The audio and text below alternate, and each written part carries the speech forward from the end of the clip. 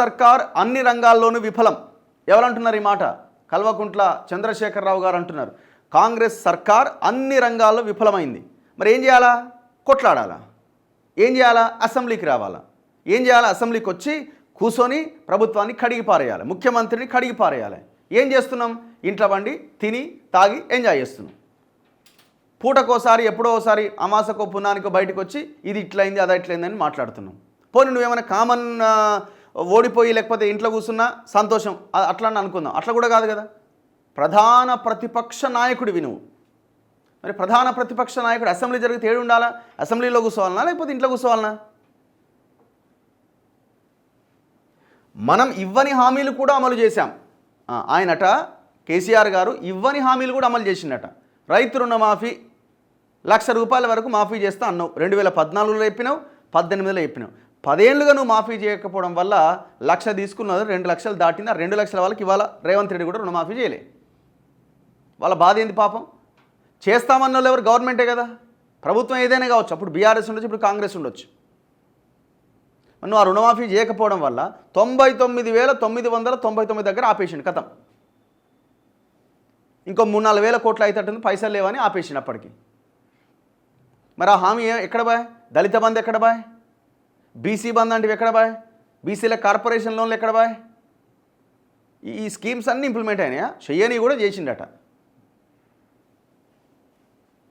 చేసినవన్నీ కుంభకోణాలే. గొర్రెల స్కామ్, చేపల స్కామ్, ప్రతిదీ స్కామే కదా. ఈ ప్రభుత్వం ఇచ్చిన వాగ్దానాలపైన చేతులెత్తేసింది. సభలో ప్రజా సమస్యలపైన నిలదీయాలి.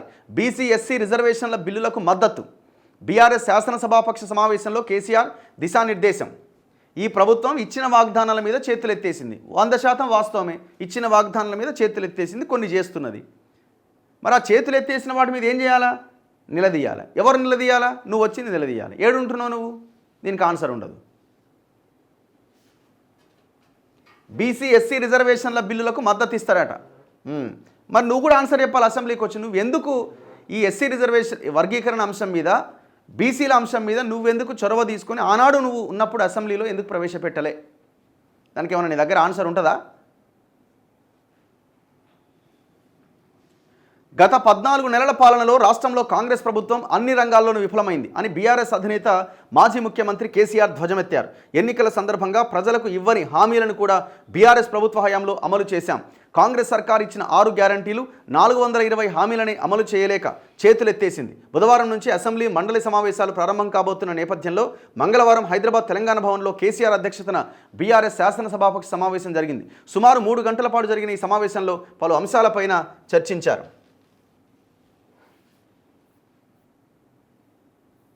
అసెంబ్లీ సమావేశాల్లో అనుసరించాల్సిన వ్యూహాలపైన పార్టీ ఎమ్మెల్యేలు, ఎమ్మెల్సీలకు అధినేత దిశానిర్దేశం చేశారు. బీఆర్ఎస్ ప్రభుత్వ హయాంలో రైతును రాజు చేశాం. రైతు రాజు అయిపోయిందట, ఇప్పుడు బికార్ అయిపోయిందట. వెంటనే రాజు అయిండు, సీట్లో కూర్చున్నాడు, మొత్తం సంపద, బంగారము, కార్లు, గీర్లు అన్నీ వచ్చేసినాయి. ఆ రాజు అయిన రైతు 14 నెలలు తిరిగేలోపు బికార్ అయిపోయిందట. ఈయన మాటలు అట్లున్నాయి. రైతును రాజు చేసి పడేసిందట. సాగునీరు, 24 గంటల కరెంటు, రైతు బంధు, గిట్టుబాటు ధర అందించాం. ఎక్కడ గిట్టుబాటు ధర? ఎవడికి ఇచ్చిండు? ఎవడిచ్చింది గిట్టుబాటు ధర? ఇప్పుడు 14 నెలల కాంగ్రెస్ పాలనలో రైతులు అరిగోసపడుతున్నారు. ఆనాడు అరిగోసపడుతున్నారు, ఈనాడు కూడా పడుతూనే ఉన్నారు రైతులు. ఎవరి పాలనలో రైతుల జీవితాలు ఏం బాగుపడలే. నాయకుల జీవితాల్లో వెలుగులు వచ్చినాయి తప్ప రైతుల జీవితాల్లో వెలుగులు రాలే. అందుకే అంటున్నాం, నువ్వు ప్రశ్నించాల్సిన పొజిషన్లో ఉండి ప్రజలు నిన్ను ప్రతిపక్షంలో కూర్చోబెడితే ఇంట్లో ఎందుకు కూర్చుంటున్నావు? ఇంట్లో ఎందుకు అంటున్నావు? అసెంబ్లీకి రా. నీకు వాయిస్ ఉన్నది, మాట్లాడగలుగుతావు. తెలంగాణ మీద పట్టున్నది, సబ్జెక్ట్ ఉన్నది. నువ్వు ఏం చేసినావన్న తర్వాత వాళ్ళు అడిగితే దానికి కూడా సమాధానం చెప్పు. ఆ తర్వాత అది కూడా ఎదుర్కోలేవు ఒక లీడర్వి.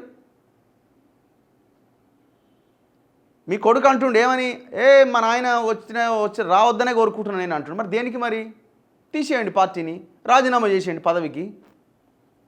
ఆ వచ్చేటోళ్ళకి ఇవ్వండి. కౌశిక్ రెడ్డి గట్టిగా అరుస్తున్నాడు, కౌశిక్ రెడ్డికి ఇవ్వండి అపోజిషన్ లీడర్ పదవి, అయిపోతుంది. మనం హామీ ఇవ్వని Kalyana Lakshmi, Shaadi Mubarak, KCR kit, nutrition kit వంటి పథకాలు అమలు చేసి ప్రజలకు సంక్షేమాన్ని అందించాం. రాష్ట్రంలో 2 సార్లు కంటి వెలుగు కార్యక్రమం నిర్వహించాం. కాంగ్రెస్ ప్రభుత్వం మహిళలకు 2,500 ఇస్తామన్న హామీని అమలు చేయట్లే. పెన్షన్ పెంపు లేదు. గురుకులాలను మనం అద్భుతంగా తీర్చిదిద్దితే కాంగ్రెస్ ప్రభుత్వం భ్రష్టు పట్టించిందట. గురుకులాలట అద్భుతంగా తీర్చిదిద్దినట్టు. ఎక్కడ 600 గురుకులాలకు ఒక్క బిల్డింగ్ లేదండి. 600 గురుకులాలు ఎక్కడ నడుస్తున్నాయి? బీఆర్ఎస్ పార్టీ నాయకుల కాలేజీలో బిల్డింగ్లో ఉంటే వాటిలో నడిపించి గవర్నమెంట్ నుంచి వాటికి రెంట్ కడుతున్నారు. ఒక్క గురుకులం బిల్డింగ్ కట్టిన పాపాన పోలే. ఎక్కడ అద్భుతంగా తయారు చేసిండు వీటిని? రైతులు, నేతన్నలు, విద్యార్థులు, ఆటో డ్రైవర్లు ఆత్మహత్యలకు పాల్పడుతున్నారు. మిషన్ భగీరథ ద్వారా మన ప్రభుత్వం ఇంటింటికి తాగునీరు ఇచ్చిందట. ఎక్కడి మాటలు ఇవి? ఇంకా నువ్వు మారలేదా నాయన? ఎప్పుడు మారుతావు? ఇంకా ప్రజా సమస్యలపై రాజీ లేని పోరాటం చేయాలి. రాష్ట్ర ప్రభుత్వ అవినీతి, ప్రజా వ్యతిరేక కార్యక్రమాలపై చీల్చి చెండాడాలి. బీఆర్ఎస్ మీద సర్కారు చేస్తున్న తప్పుడు నిందలు తిప్పికొట్టాలి. రాష్ట్రంలో నెలకొన్న పలు సమస్యలపైన అసెంబ్లీలో, మండలిలో కొట్లాడాలి. ఎండిన పంటలు, అందని కరెంటు, దక్కని సాగునీరు, కాలిపోతున్న మోటార్లు తదితర రైతు సమస్యలు, తాగునీటి కొరతపైన సభలో గొంతు వినిపించాలి. బీసీ, ఎస్సీ రిజర్వేషన్ల బిల్లులకు మద్దతుగా గలం విప్పాలి. రాష్ట్రంలో గురుకుల పాఠశాలలు నిర్వీర్యమవుతున్న తీరుపై నిలదీయాలి. ఉద్యోగుల రిటైర్మెంట్ బెనిఫిట్స్, డిఏల పెండింగ్, పీఆర్సీ అమలుపైన సర్కార్ను ప్రశ్నించాలి. ఇట్లా ఇవన్నిటి మీద మాట్లాడాలి అంటున్నా. మరి నువ్వు రావా సార్ అంటే నేను రానంటున్నా. ఎందుకు రావంటే మరి ఆడ మైక్ కట్ చేస్తే లేకపోతే వాళ్ళు ఏదన్నా అంటే నా ఈగో హర్ట్ అవుతుంది. అది మనం భరించలేం కదా. నేను రాజుని, నేను తోపుని, నేను ఇట్లనే ఉంటా. అందుకే నేను ఏమంటున్నా అంటే ఈయనకి ఒక సలహాదారుడుగా పదవి ఇచ్చేయండి. కేసీఆర్ ఎవరే అంటే బీఆర్ఎస్ పార్టీ ముఖ్య సలహాదారుని ఒక పదవి ఇచ్చేసి అపోజిషన్ లీడర్ పదవి ఎవరైతే రెగ్యులర్గా అసెంబ్లీకి వస్తున్నారో వాళ్ళకి ఇచ్చేయండి. వాళ్ళు కొట్లాడతారు. కేటీఆర్కే ఇచ్చి మీ కొడుకుకే ఇచ్చేయి, ఆయన వస్తున్నాడు కదా అసెంబ్లీకి, ఆయనకే ఇచ్చేయి. లేదు హరీష్ రావుకే ఇచ్చేయి, కౌశిక్ రెడ్డికి ఇచ్చేయి, లేకపోతే మల్లారెడ్డికి ఇచ్చేయి, అయిపోతుంది. చూద్దాం ఇవాళ నుంచి అసెంబ్లీ జరగబోతున్నది. మరి వీళ్ళు ఏం ఎండగడతారు, వాళ్ళు ఏం మాట్లాడతారు, అధికారంలో ఉన్న వాళ్ళు ఏం సమాధానం చెప్పుకుంటారు అన్నది చూడాలి.